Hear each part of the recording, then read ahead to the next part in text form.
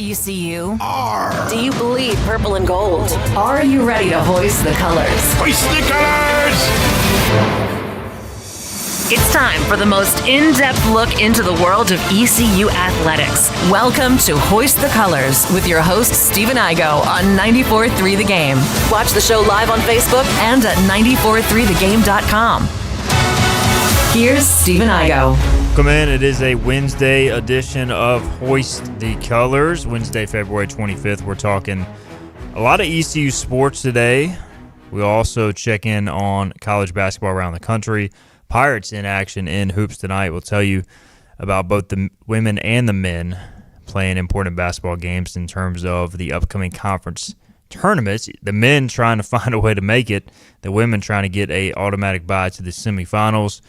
Also going to have a fun rank 'em segment. We've done this a few times, most recently with some of the biggest sporting events nationally. We're going to do ECU sporting events starting today through the end of the weekend. We're going to rank what we're looking forward to most in terms of following the results, all that, in our next segment.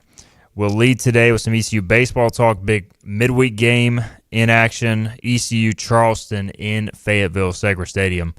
We've got James Giglio in studio, as we always do on Wednesday. James, how you doing, my friend? I'm doing well. Thanks for having me. I'm excited for this exciting week of ECU athletics. What are the odds that tonight's game ends in a tie? If it starts raining and then Charleston decides to cancel, but I guess I don't have the power because it's a neutral site. So yeah, Segra Stadium in Fayetteville. By the way, it looks like no television broadcast. I know we've gotten a lot of questions about that. And now the same was assumed for the Durham Bull Stadium, and then they ended up streaming it. So I'm not going to say 100%, but based on my intel with people at ECU, they're not expecting the game to be television streamed. Now you can listen, of course, on 94.3 The Game and via the IBX Media app on the go. Dylan Johnson, Coach O on the call, 6 o'clock tonight. Philip Hilgen, he's back in the 94.3 The Game studios. Philip, are you producing this one? No, I am not. I'm not producing either game tonight. So, wow. Yeah. So what are you going to do with yourself? I think we're on a sports trivia at OT's. There you go. So who's sitting in on the production? We got Cecilia on baseball and William on hoops. No pressure, Cecilia. Everybody's going to be listening. So yeah, there is no TV tonight. Yep. So I'm sure she's listening to our show, you know. Yeah. Something tells me she's not, but we'll listen to this clip. We did figure out that Scooter does listen, by the way. I was wearing the Scott Rogers shirt he gave me, Mets, Mariners, Little League game of the year last year. And I said live that I was going to be disappointed if Scooter didn't text me. He texted me later that afternoon watching the show on replay. So shout out Scott Rogers. He came through, and he is actually a loyal fan of the show. He was not just messing with us the entire time. He does watch, so that was good to see. Speaking of shirts, I think the last 3 times I've been on, we've worn the same color. I just want to point that out. You think so? I think the last time I was on was definitely purple, and Philip was wearing purple. Yeah, I didn't get the memo today. Even Isaiah's wearing black. I got navy on today. But I think the time before that we were wearing blue. I don't know. We'll just keep it going. I just want to point it out. Maybe we make it a theme. I think we should. I'm all for it. Maybe next week, pink. Yeah, I got a pink quarter zip. I can wear it. All right. We're going pink next week? Philip, pink next Wednesday. Ooh, I don't know if I have a pink shirt here. I know I've got some. Isaiah said he's got pink. I think I've got one. I have not worn it in quite some time. Dude, one year during the breast cancer awareness game for the Panthers, they threw when the T-shirts they threw in the stands were pink and said Carolina Panthers. So I had that, and I'd always wear it the first day of October in high school. But yeah, that shirt's probably stuffed in some drawer or closet at my parents' house. Who knows? So Lane Smith says it's on ESPN Plus. Now, there was some confusion. Originally, this game was listed in Fayetteville. Then it was moved to Greenville on a schedule. So I'm just telling you, Lane, if they had it listed on Greenville at one point, they would assume ECU would broadcast it or send the stream. Therefore, ESPN Plus could send it out. So I wouldn't 100% count on that, but maybe we'll get lucky with a TV stream. Yeah, they did something similar with the game in Durham. Yeah. That game wasn't supposed to be on TV, but then I was scrolling through ESPN Plus that day, and it was on. But, I mean, the broadcast wasn't great. But it's still on TV. Yeah. I just know nobody at ECU knows whether or not it's going to be on TV. So just try at 7 o'clock. Yeah, give it a shot, and we'll see. 6 o'clock. 6 o'clock. Yeah, just try at 6 o'clock. News on upcoming Coastal Series. Josh Thomas pointing this out. Just saw that Kendall Rogers posted Coastal's 2 ace pitchers will be out for the next 8 weeks. So one of those is the ace, Cameron Flukie. He'll be a high draft pick, rib injury, out 8 weeks. And then Hayden Johnson, the lefty, he will also miss 8 weeks with a stress reaction in his elbow, which doesn't sound good. Flukie's got a rib injury, but that's notable. And they're already without Dominic Carbone, preseason All-American closer. So we'll see. That changes that series outlook in a few weeks, potentially. All right. Yesterday, Philip and I talked about what ECU needs to do in non-conference, James. We kind of said there's 14 games between now and the UAB conference series opener in a few weeks. Obviously, there's other midweek non-conference games once conference play begins, but we kind of came to the conclusion that ECU needs to go, ideally, 10-4 over the next 14 games. So that would put the record at 13-8-1 or 14-7-1 going into the conference and play. 1. I know, it's so annoying. It drives me nuts. But tonight, this is a big game, man. Neutral site game. College of Charleston's not great, but you can't just roll out there and expect to win. So, I have this counted as a win, but they got to show up and start taking care of these games midweek, and tonight's kind of a test of that.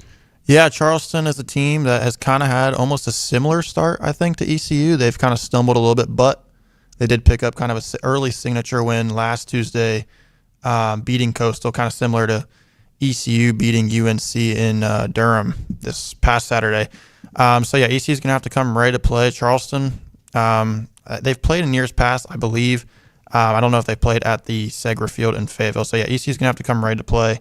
And I think 10-4, you said 10-4, right, over the next 14? 10-4 of the next 14. Yeah, I think that's a good target number. I don't know off the top of my head all the non-conference games they have left. I know we got the LeClaire games with Rutgers, Troy, and Western Carolina, but Duke, yeah, Nagano, they play conference before Duke. I don't know the other non-conference games off the top of my head, but I'd say 10-4 is a good target line, and I expect them to win tonight, though. Yeah, it's Elon, Old Dominion, William and Mary, and 3 games against Coastal. ODU is who I was thinking. Okay, yeah.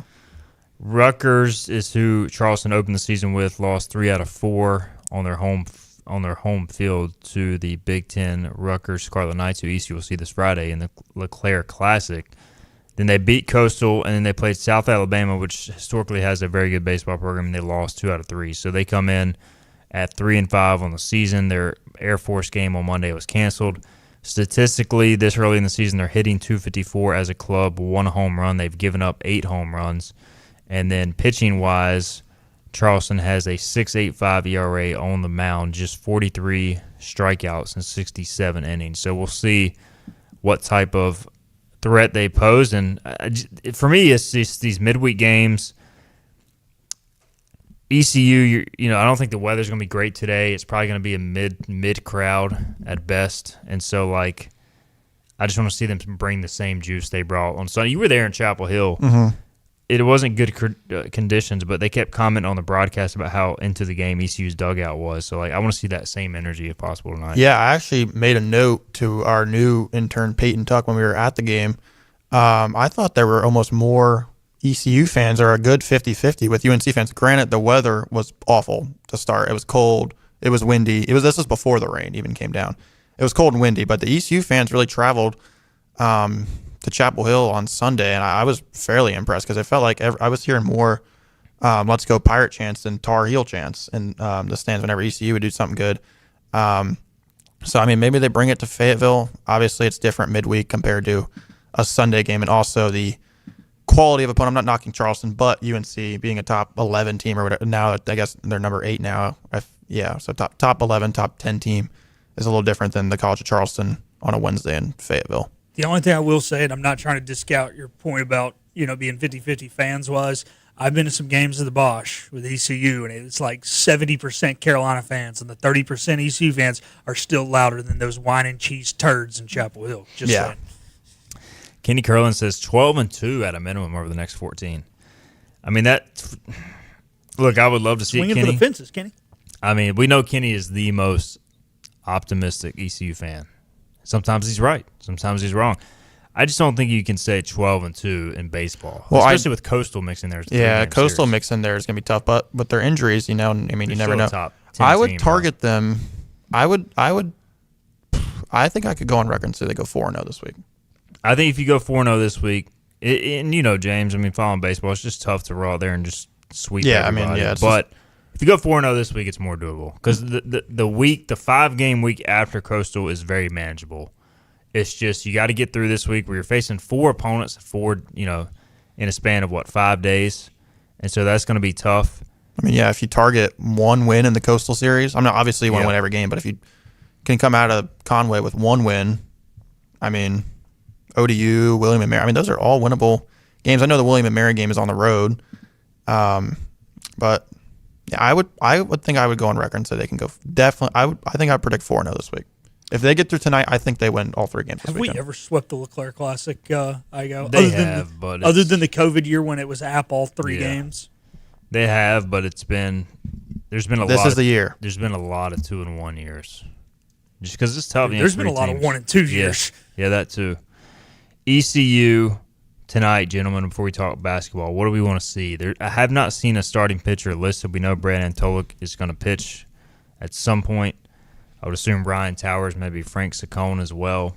They've been kind of your midweek arms. What do we want to see tonight specifically from the Pirates? We'll start with Philip. 27 outs without an error. I want a 1,000 fielding percentage. All right. The errors, yes, that's a good point. But I would like to see some midweek arms show us something. This is kind of obviously Campbell early in the season. We've talked about this before. That Campbell game doesn't even count at this point. I would like to see some midweek arms show us something because that's always a discussion later down the line is who is going to be reliable in the midweek. So I want to see who can come up big tonight. Just 2 errors in the last 4 games since that, I guess 3.5 games technically, but 4 games since the Campbell 4 error mess. I swear, Campbell, it's just a curse at this point, but doesn't count. It is what it is. And curse of Gaylord Perry. Yeah, it really is because the Pirates cannot solve it. And Campbell, of course, was giving up runs left and right last night in midweek action when they're not playing the Pirates. Yeah, I just want to see the lineup continue to, it doesn't look like Charleston's great on the mound, so just continue to be aggressive to a point, especially early in the game. I thought against UNC, the last 2 games of the series, they were aggressive with intention. You can be aggressive and just be swinging out of your shoes and help out the pitcher, but I thought we saw a flipping mentality from game 1 to games 2 and 3, and I want to see that continue. And then that early aggression led to UNC being more fine around the zone, which led to more walks and free passes. So I think if ECU jumps on them early, they can kind of set the tone in this midweek action. All right, there's other action tonight, gentlemen. ECU basketball. I'm getting a text. Should I say who it's from? It says, quote, Steven, you don't need to talk basketball. Can I see who said it? And then It's from a person we discussed earlier, from one of our loyal listeners. Oh. So yeah, nobody you know super well, but I'll leave it out. But either way, have y'all seen the line tonight yet? I have not. I'm gonna. Anybody want to guess? ECU, I want to guess UTSA line. I predicted the Wichita State line perfectly. I'm gonna say ECU 4.5. Philip, have you seen it? Man, now that he went that low, I'm second guessing myself. I'm saying 6.5. That might be better. James 4.5. Dang, on the head. Good job, James. You setting the lines in Vegas? I might be. All the ECU lines. I'm just set. I got it exactly right there. I used to be good at this, and James has come in and James nailed it. Yeah, 4.5. I got to take the road factor. Road's a factor. Yeah. Definitely is a factor. At this point, UTSA has won one conference game. That was at Charlotte. They are 1-14. They have been playing. Are they pumping in noise at their basketball arena the same way? See, you can't even call it an arena. It's like it's a barn. Yeah, it's just a sad gymnasium. Not even that. There's the same amount of room on the baseline, from the baseline to the wall at Rose High School, as there is at the whatever the name of their arena is. So I wanted to pose this question before we get a break, gentlemen. ECU, they got to win tonight, obviously. The standings, they are – ECU's in trouble. They're 4-10. They do have the tiebreaker over North Texas and FAU, who are 7-8. And then there's Rice at 5-9, which also isn't in the conference tournament as of today. So ECU would have to make up 3 games with, 4 games to go? So they're going to have to win out. essentially, unless either FAU or North Texas loses out. And I just don't think that's going to happen. Looking at North Texas's schedule here, North Texas finishes the year at Charlotte, at UAB, and then hosts Rice. FAU finishes. FAU could lose out. They could lose Temple, Charlotte, at Wichita State. Conventional wisdom says they each win at least one. I mean, yeah, you root for, obviously, FAU to lose out. I think that's more realistic. But, man, conference tournament-wise for ECU, I think it's pretty much dead. Obviously not technically dead. I mean, I still can't get over that last Wednesday game versus Wichita State. I mean, I was in the building as just an all-time crusher. I think their conference tournament hopes might have died. That was brutal. That might have been the killer last Wednesday.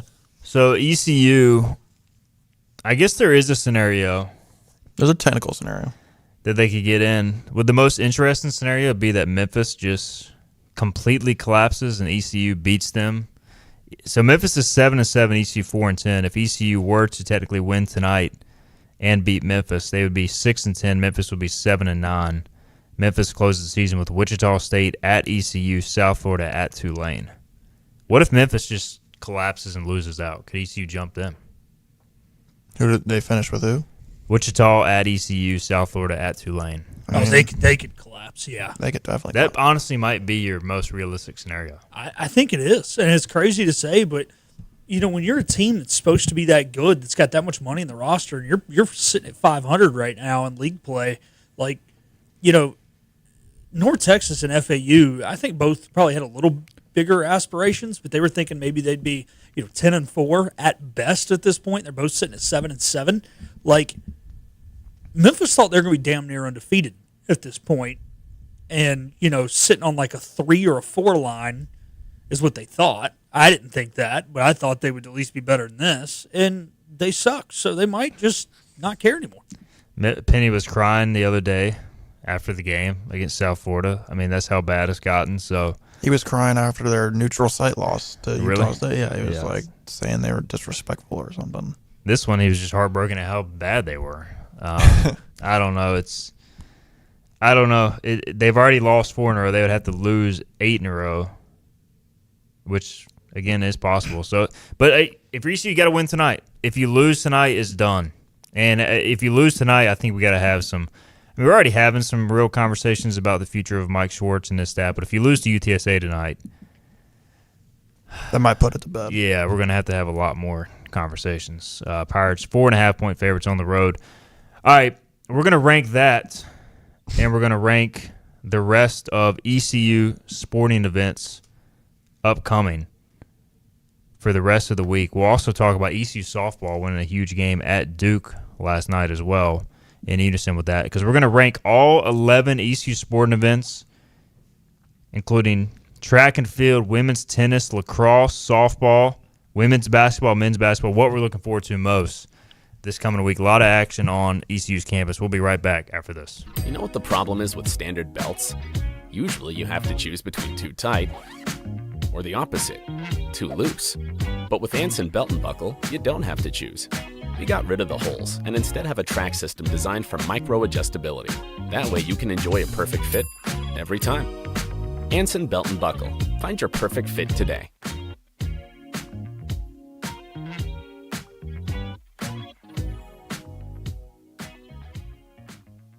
Healthwise Pharmacy rounds the bases with all of your infusion, retail, compounding, and medical equipment needs. Locally owned and operated by pharmacist Marcy Parker, Healthwise has grown to be your most trusted provider for infusion services. Currently providing in-home or on-site infusions in North Carolina, South Carolina, and Virginia. Visit Healthwise Pharmacy at 615B South Memorial Drive or call 252-295-0059 to speak to a patient service representative to find the option that best suits your needs. The best burgers around. Everyone loves a thick, juicy, and fresh burger. Tiebreakers does real burgers better than anybody. And don't forget about the cheese sticks, fresh salads, and more. So don't just go to any burger-themed restaurant chain. It's time to break the chain and eat local. Tiebreakers, burgers and sports at its best. Go Pirates! Arg! In this age of globalization, we've learned that bigger isn't always better. Ever tried to get phone help from a big corporation from a real person? Right. That's what's so nice about Phelps Chevrolet. After more than 50 years serving our community, Phelps remains family-owned and operated. Mike, Daryl, Wave, West, Alan, and Clay deliver hometown service and integrity, same as always. They share your experience, they share your values, and they are ready to help with any motoring need. Come get you one. Daughtridge Gas and Oil has been your dependable propane supplier for 95 years. Their trained technicians can service and properly install all your propane and natural gas appliances. Plus, Daughtridge Gas and Oil is your backyard expert with fire pits, grills, smokers, and more, including quality outdoor furniture at their Greenville Patio and Hearth Shop at 1901 Charles Boulevard. Go by and see the knowledgeable staff at Daughtridge Gas and Oil for propane delivery or call 756-1345. You have a choice when you invest in insurance, and when you choose First State Insurance Advisors, you're working with people you can trust. Clark Stallings has deep ties in the community. His team, including Keaton Smith, Regina Asby, Phil Leva, Max Joyner Jr., Max Joyner III, and Ginger Smith, provides knowledgeable and professional advice. First State Insurance Advisors is an independent insurance agency. They offer all types of personal insurance as well as various types for business. Call or email First State Insurance Advisors today. We want to be your... We're live with Steve and Igo on 94.3 The Game. Hoist the Jolly Roger! Now, back to Hoist the Colors. All right, welcome back in. Hoist the Colors. Huge week for ECU athletics on campus and with the sporting teams. So we're going to rank all the matches, games we're looking forward to, tournaments. Just kind of give you a quick rundown. Today we've got women's lacrosse at Duke. ECU taking on College of Charleston in baseball. Women's basketball is at Memphis. Men's basketball at UTSA. Friday and Saturday, you have the Track and Field American Championship in Birmingham. Saturday and Sunday, you've got women's tennis playing Marshall and Liberty in Lynchburg, Virginia. Saturday, you've got women's lacrosse hosting San Diego State. By the way, San Diego State's coming to that game. No North Carolina trip. They're just coming to ECU, and then they play like Oregon the next game. It's just really weird. ECU went there last year. Women's basketball also takes on Charlotte Saturday. Sunday, you have men's basketball versus Memphis. And then all weekend long, you've got ECU softball in the battle at the Max versus St. John's, Ryder, and Campbell, and ECU baseball in the Keith LeClaire Classic versus Rutgers, Troy, and Western Carolina. So we're going to run through this, rank them from what we're looking forward to the most. We're going to end with that, I should say, and we'll start with what we're looking forward to. Technically the least, but, hey, we're looking forward to all this. It's all ECU, but just in terms of ranking them. By the way, shout out to ECU softball. They win at Duke last night. Huge performance from the young freshman pitcher as ECU wins 5-4. Took advantage of 3 Duke errors, but that was a big win for Shane Winkler. We always talk about, they've kind of held their own early in the season. They needed that signature win, and they go on the road and get it in grand fashion. Sydney Rainford with 7 innings pitched, 4 strikeouts, 4 runs allowed, and Kenesha Anderson and Anna Sawyer at the top of the order, both adding 2 hits. So a big win for them going into this weekend. All right, gentlemen. So for me, starting, look, women at 11. Yeah, we'll start at 11. We got 11 things to rank. Women's tennis, ECU's 1-1 on the season right now. They've got a win over VCU and a loss to Norfolk State. I think I'm going to have women's tennis starting it off. They take on Marshall and Liberty in Lynchburg. And I don't think there's a way to view the game. So this is why I have it at the bottom. You want me to go next? Yep. My number 11, I've got men's basketball versus UTSA, number 11. We've seen these teams play already. They're the 2 worst teams in the conference. I could not care less. Number 11. Oh, man. Well done. Oh, my God. Oh, okay, sorry. I thought that was going to be unanimous 11. No, I got to gather myself. Dude, lacrosse on the road at Duke is going to be number 11. You're not looking forward to see how they contend with the Blue Devils, man? I figured that would be number 1 for you. Those are your gals. I'll be honest with you. I misread the text, and I only saw the one lacrosse game on there, so I had originally had lacrosse at 9 and tennis at 10. So I got to add in another lacrosse. So I was like, I'm going to do the road lacrosse game since I won't see any of it as last. I'm not just going to totally crap on tennis. I'm going to put tennis at 10. And so then, you'll see as it goes on, But, yeah, I am not going to watch this game. I didn't even know this game was happening until literally Steven was reading it off, and I realized there were 2 lacrosse games this week. So yeah, just stack it on the bottom. All right, our number 10. I've got the track and field American Championship again. Obviously, it is the championship, and ECU, if you have not been following track and field, they have some excellent performers. So, I will be following, monitoring it.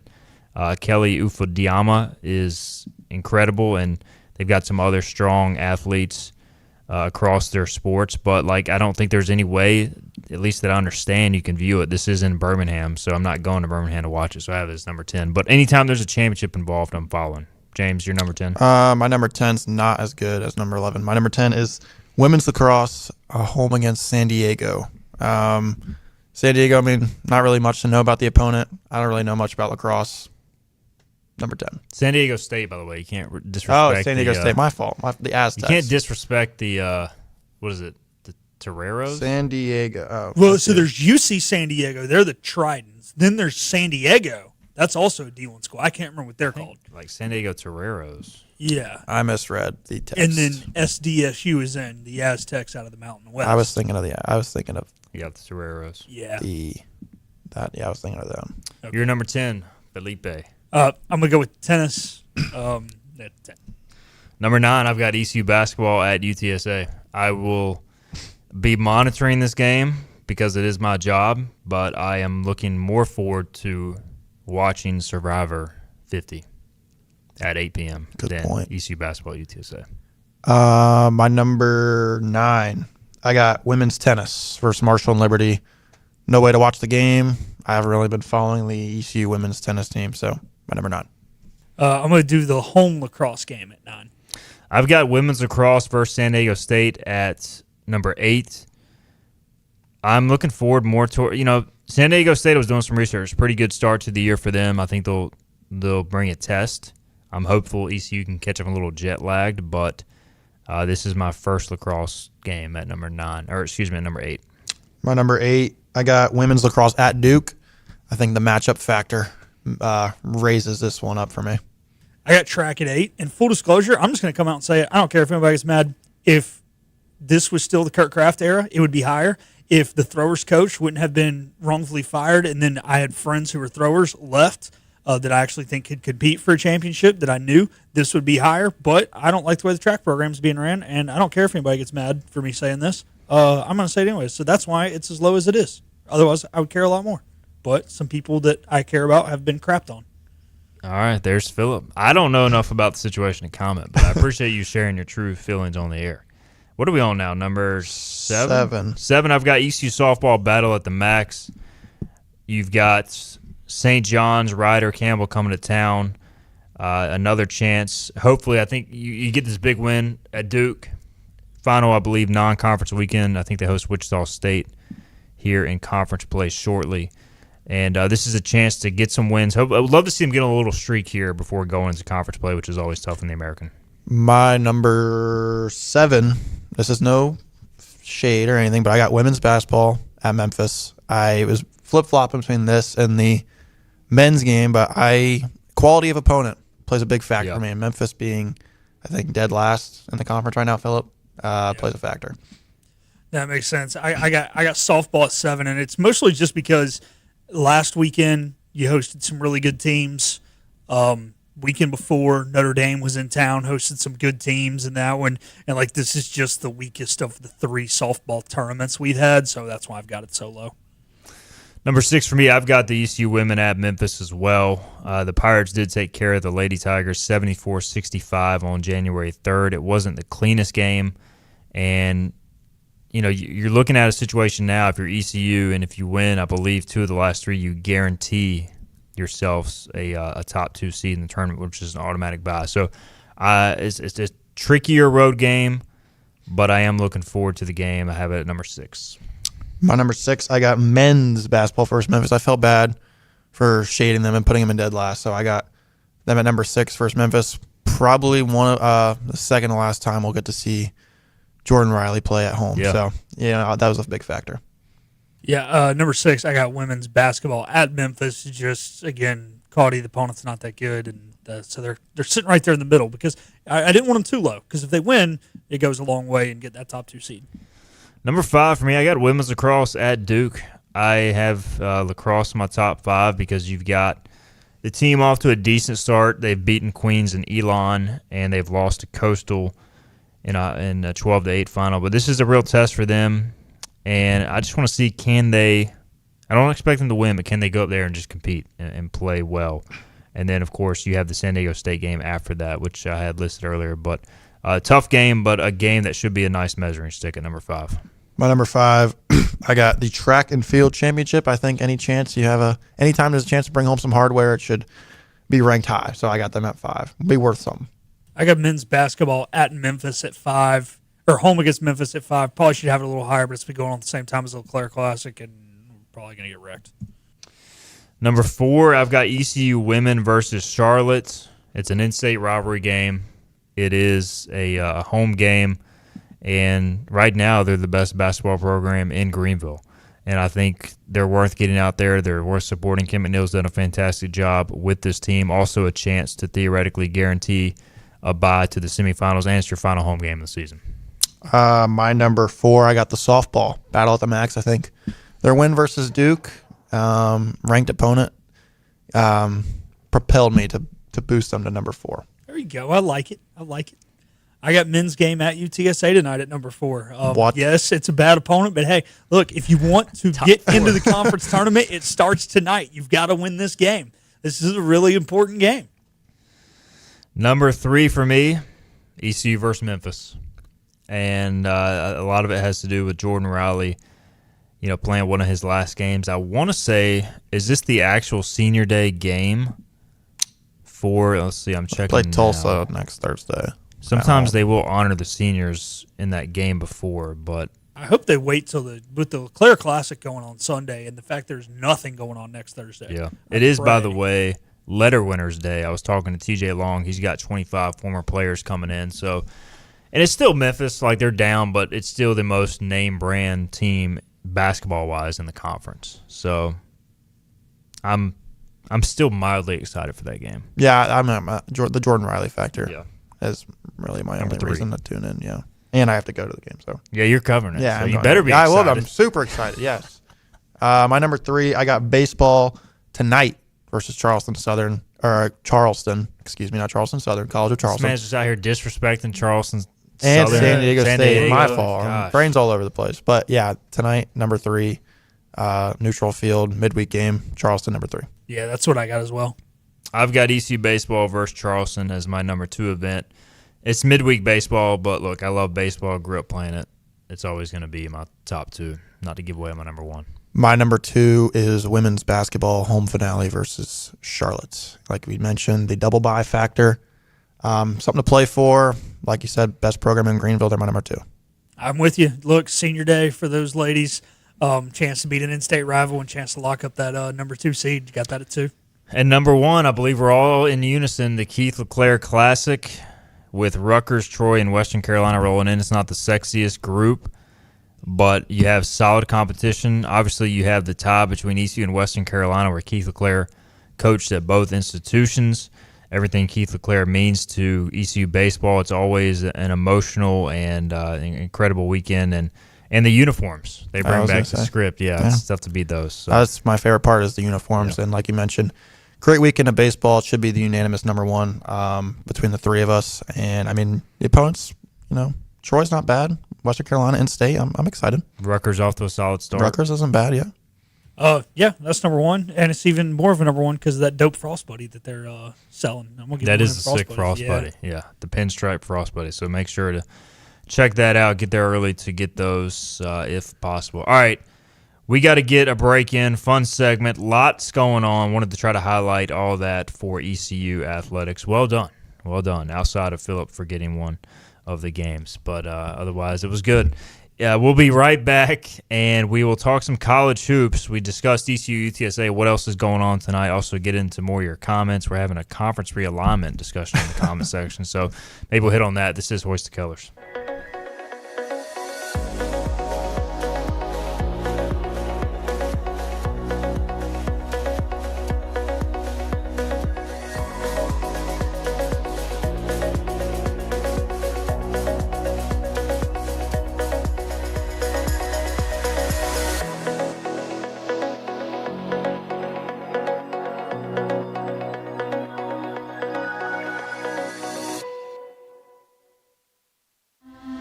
This is about you, your family, and the health of all who live in Eastern North Carolina. This is about the transformation of a health system into something more powerful and more human, about creating new ways to treat disease and keep you well.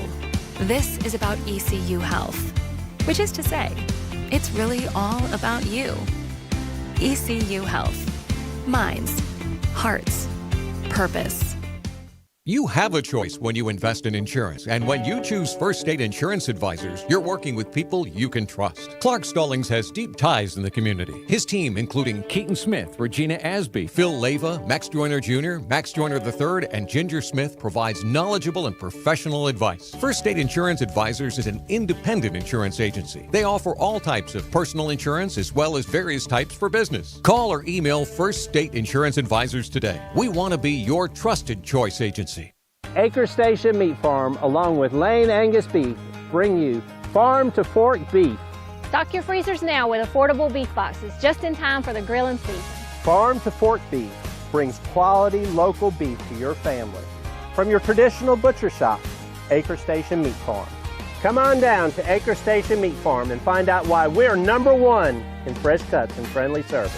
Acre Station Meat Farm, Highway 32 North, Pinetown. At National Finance, we're all about hometown support, just like ECU football. National Finance helps us win on and off the field. They've got your back when you need it most. Fast, easy personal loans for life's big plays. And just like us, they're committed to Eastern North Carolina. National Finance, proud supporters of ECU athletics. Visit nfcmoney.com for loans as fast as today. Make every day electric on the Kawasaki Electro 20 electric balance bike. Maximize the fun with long run times, impressive top speed, and Kawasaki build quality. Easy adjustability and smooth handling make everyday riding more enjoyable. And the standard MTB type tires provide off-pavement capability. The Kawasaki Electro 20 is the electric balance bike that's built to rip. Go to Ron Ayers Motorsports, Memorial Drive north of the airport, Greenville. Remember, get the podcast of the show on the IVX Media app or where you get your podcasts. Got it. You don't have to tell me twice. I remember the segment. Stephen Igo and Hoist the Colors on 94.3 The Game. Welcome back in. Hoist the Colors here, segment number 3. We just ranked all the upcoming ECU sporting events for the rest of the week. A lot going on around campus that we're looking forward to. So we discussed that and more. We got a comment in the chat. I want to talk some college hoops as a whole here in a minute. But we got comments from a fan. Hunter says, I'm hearing more and more about grumblings from fans wanting to close down men's basketball and put the money towards the women's basketball team and other sports. Any truth to that? No. James Giglio with us, Philip Pilkington. This is not going to happen. I need this conversation to stop. All right, this is no disrespect to you, Hunter. If ECU wants to get to a bigger conference, exactly, or just continue to move the athletic program forward, they have to solve the basketball issue to at least some degree. You can't just strip the program of all funding or cancel it. That is not the solution. So I need people to stop saying that. I get ECU basketball has been the butt of jokes for many years, but do you have to keep investing until you find the solution? Unless you want to give up the dreams and go on to the ACC or all Big this 12. talk in the chat about going to the ACC. The ACC is not going to let you in if you don't have a basketball program. Does academics play a factor into the ACC? Because I know the ACC has some pretty prestigious academic schools. Yeah. What I am going to say about this, do you know how much money you would lose by not having a men's basketball team? I understand people's frustration. Do you realize that, probably, if I don't know 100%, but I would guess 33% to 40%, somewhere from a third to 40% of the TV revenue we get is because of men's basketball. If you cut men's basketball, the money that they bring in is not coming in. They net in the black. You can't cut a program that nets in the black. Is there any other Division I or like that of the 356 possible teams that don't have a men's basketball team? I don't think there is one. I mean, I know like there's some that don't yeah. have baseball, like Syracuse doesn't have baseball. And you got like I think only all girls schools don't have men's basketball. I think everybody has a men's Yeah, basketball. that's what I'm saying. I mean, you've got like situations like Wichita State has men's basketball, not football, and UNCW has men's basketball, not football. But like, I think everybody has You basketball. don't have that I know of a football team that doesn't have basketball to accompany it. I mean, even like, Navy, which doesn't compete in the American and men's basketball, has a men's basketball program that competes in the Patriot League. So maybe there's an example out there. I'm not aware of one, but no, I'm just tired of that conversation because just because it's not working doesn't mean you just quit working give up, or quit trying. So, and ECU basketball had made some progress.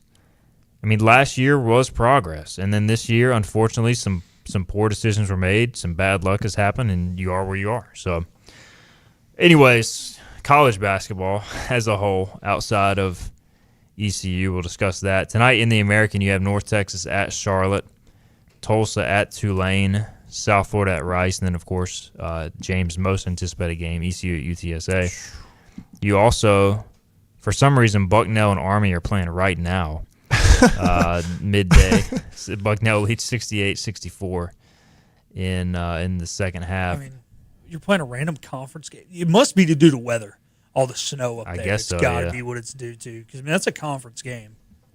St. John's, UConn tonight. Big matchup. Florida, Texas. Maryland goes to Nebraska. Maryland's been a disappointment.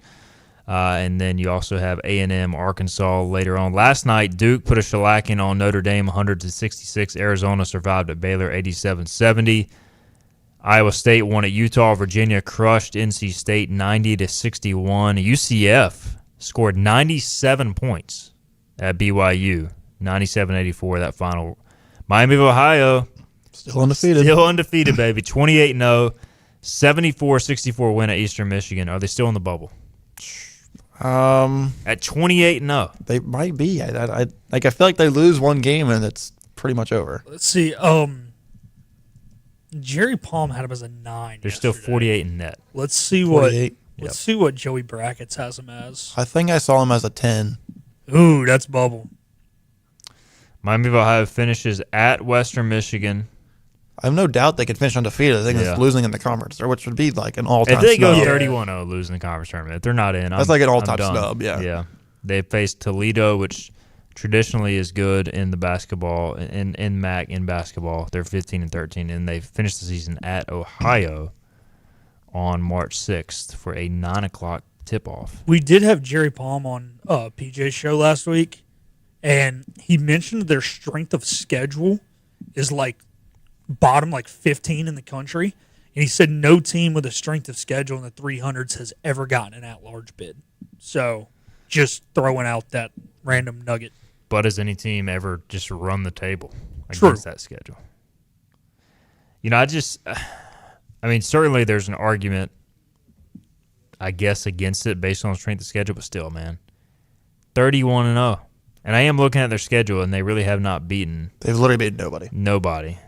I mean, their best win might be non-conference-wise, like Old Dominion, Air Force. I mean, but still, you're 31-0. I want to see him in, man.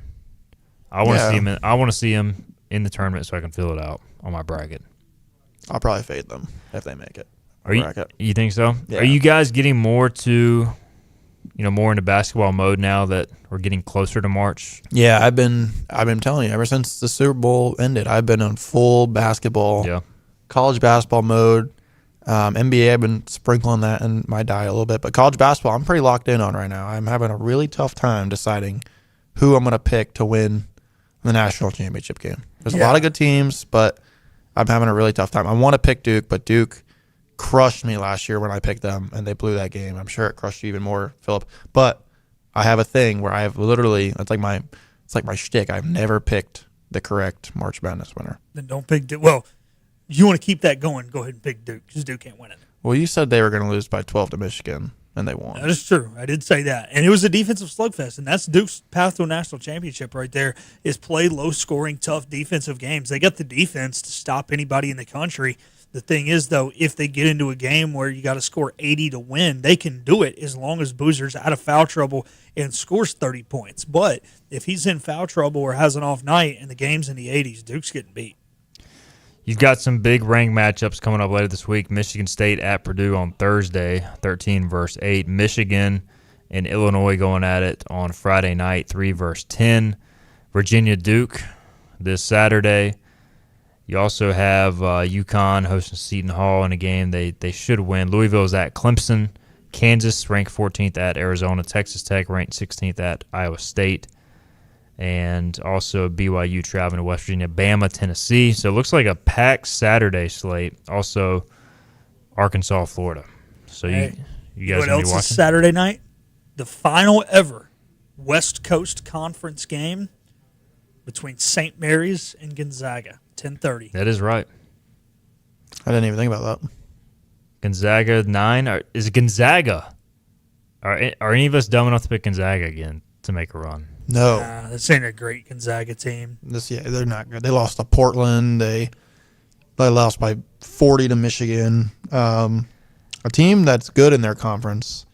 And I'm telling you, I've been locked in. Santa Clara, the Santa Clara Broncos out of the West Coast Conference, Philip. Watch out for them when you're picking out your bracket. They're on the bubble, man. They could. I think they get in. They should get in. They're good. I saw CBS had a projected first, like the last 4 in. I think. Yeah, that's what I just looked up. Joey brackets. He had them in the same spot. Now, this Gonzaga team did beat earlier this year Bama. Beat Maryland by 39. They beat UCLA, Kentucky. They've got good wins. Kentucky, Oregon. Oregon's trash. Did Mick Cronin throw any of his players out in the middle of the game when he played UCLA? 50-50 shot. So they beat Creighton. I don't know if Creighton's having a good year or not, but they were ranked at the time. So, yeah, I mean, it's just one of those things. I can never trust Gonzaga. I've been huge on Houston for years. I have not, just because I feel like Kelvin Sampson is going to break through and win one of these years, but I've not watched them at all this year, and I'm just kind of surprised to see them ranked 5th. They lost their last – they're on a 3-game losing streak, but their last 3 games – Iowa State, Arizona, Kansas. Pretty tough. 2 of those 3 on the road. Yeah, I feel like I want to pick Houston. I like Houston, but it really just felt like last year was the year for them. Yeah. I don't even really I mean, the Florida team last year was really good, but it just felt like Houston was a better team last year. And I think Duke, honestly, was best team last year. Duke blew it versus Houston, and then Houston blew it versus Florida. So yeah, Duke was the best team. But, hey, man, I will say this. Houston was my preseason pick. I think they kind of got a redemption in them, almost kind of like Carolina when they lost to Villanova and then came back and won it the next year. So I think I'm still going to ride with Houston. Houston was my preseason pick. If you ask me today, I really don't know. I think I would stick with Houston. I do like UConn, though. UConn's kind of sneaky. UConn, if they win it, it would be 3 out of 4 years. Mm-hmm. I'm tempted to go the UConn route as of today, but I need to watch more. I usually lock in like the week before conference tournament, which is probably too late. The thing is, there's so many good Big Ten teams this year. I usually like to fade the Big Ten. They haven't won the title in 25 years. So, I mean, I like Michigan, Illinois is really good. But some of those like Nebraska and Michigan State is whatever. But Nebraska and Purdue, I think, are going to be on upset alert in the first couple rounds. Arizona, we still got to, Arizona, Iowa State's not bad. There's just so many good teams this year. Florida's good again. All right, let's close the basketball discussion with this from Johnny Stats. I tell you what, we'll get a break in. We got a good stat from Johnny Stats. He says out of the 19 schools from North Carolina, the Pirates are 16th in the net rankings. And I want James and Phillip to tell me the only 3 teams in North Carolina behind the Pirates. We'll do that after this. You know what the problem is with standard belts? Usually you have to choose between too tight or the opposite, too loose. But with Anson Belt and Buckle, you don't have to choose. We got rid of the holes and instead have a track system designed for micro adjustability. That way you can enjoy a perfect fit every time. Anson Belt and Buckle. Find your perfect fit today.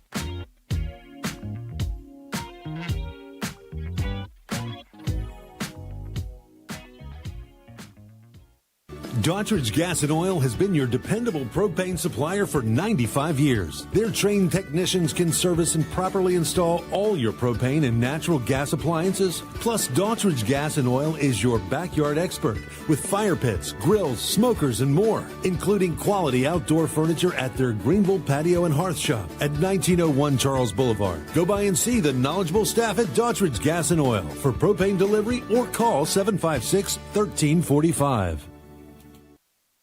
Other restaurants claim their food is fresh and fast, but are they friendly? At Moore's, you're treated like family the minute you walk into their doors. With locations in Winterville, New Bern, Swansboro, Morehead City, and Jacksonville. We've been practicing what we preach since 1945. At Moore's, our barbecue is slow cooked and smoked over real wood daily until it's so tender it's falling off the bone. Combined with our fresh chicken, cooked to order seafood, and homemade fixins, we're sure you'll agree. If it's not Moore's, it's less.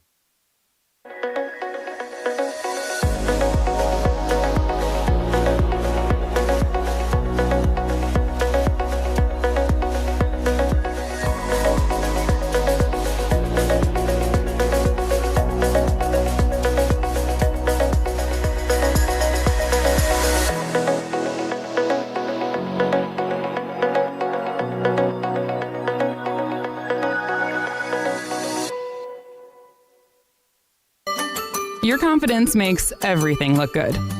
You see the world in vivid color, not black and white. Swing through your neighborhood Fantastic Sam's cut in color and let our experienced stylists take you from everyday to extraordinary. Fantastic Sam's hair salons are locally owned and operated. Our full-service salons are conveniently located in Goldsboro, Kinston, Greenville, New Bern, Jacksonville, and Calabash. Stop in today at Fantastic Sam's, where the possibilities are endless.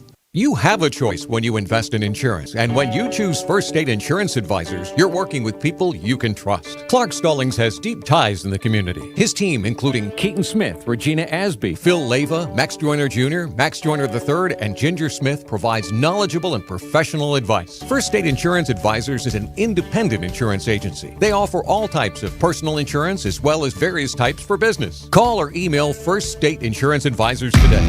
Oh, hey, welcome back. You got here just in time. This is Hoist the Colors on 94.3 The Game. All right, welcome back in. Final segment here. We have the answer in the chat and the question from Johnny Stats. Figured this would be a good way to close the show. We got James Giglio on every Wednesday, Hoist the Colors intern, and Philip Pilkington hanging out too. Johnny Stats says out of the 19 schools from North Carolina, the Pirates are 16th in the net rankings in men's basketball, ahead of only these three teams, one of which they played to and lost in non-conference play. I believe both of you got that team. UNC Greensboro. We locked that one in. We did. That was actually not one of my original three guesses. I'm just going to put that out there on the record. That was not one of the teams I was going to guess. UNC Greensboro is 301 the net. They're 10-17 against Division I competition. ECU 271 in the net. All right. My second team, I think is a lock. All right. I think this team is really bad. I think they have 2 wins on the whole year. Gardner-Webb is awful. I didn't know they had 2 wins, but they were my next guess. Gardner-Webb is that's got to be one. Gardner-Webb is 363rd in the net. Yeah. Who's last? They are 1-25 versus Division I competition, and there's 365 teams. Mississippi Valley State. I was saying Mississippi Valley State's the worst team. Yeah, 1-27. They're always the worst team, or they have been. Gardner-Webb, I thought for sure. Yep. Yeah, that was my first guess. And so then we have one more team. It's hard to believe the fall off from Tim Kraft. I'm just who's in North Carolina? App State. I got debunked. I got 2 teams in mind. I just don't know which one to go with. I have. You got to just Asheville's not awful. There's no way Asheville's worse. It's not Asheville. Western Carolina, no. We've already debunked App State. Yeah, I don't think it's Asheville. I don't think it's App. I don't think it's Western. A&T? I don't think it's it's not High Point. I think it's Central. Is it A&T or Central? I think it's one of those two. I'm guessing A&T I Central. think is awful. A&T's historically bad, but I think they're better. I think it's Central. Central, the only time I've seen Central play is when they got demolished by NC State in the first game. Isaiah's guessing Central as well. He says Central. A&T's good this year. All right, we'll go Central. I think Central's a good guess. Is that the third one? Central is the third one. Hey. 346th out of the MEAC. They are 6-16. versus Division I competition. I'm going to check. A&T is 261, so they are 10 spots ahead of East Carolina. That is unbelievable. There's your update. Pirates, they could fall even further with a loss tonight to UTSA, which is down there as well. Got about a minute left in the show, gentlemen. I think we got Celtics Nuggets tonight, Philip. We do, 10 o'clock. The Nuggets have been struggling since Jokic came back, so they did beat Boston without Jokic early this season, so maybe they can complete the sweep. How are the Lakers doing? Took a tough loss last night to Orlando. Lost by 1. Luka had a wide open shot and didn't take it, and then LeBron had to take it. It was a disaster. The Lakers, they're not good. They're going to be second round exits. I'm going to say they're going to win, but no. The West, I feel like so tough. Yeah, each of the top 6 teams is pretty darn good. And then you obviously got OKC and San Antonio. Can San Antonio win in the playoffs? Yes. They've won 10 of 11. Yeah. Their only losses to the Hornets in that stretch. I don't know, man. It feels like a Thunder Spurs collision course. Yeah. Western Conference Finals with on the East maybe New York and Boston. I think Detroit's better than New York. They can play some defense. They just foul a lot as a result. All right, gentlemen. Appreciate you, James Giglio. And Philip, thanks as always. It was fun. Appreciate everybody in the chat as well. Fun chat today. We'll be back tomorrow. We got Kason Ramaley, Braxton Bodorf set to join us from Carolina Curveball to preview the upcoming weekend and more. We'll see you then on Hoist the Colors.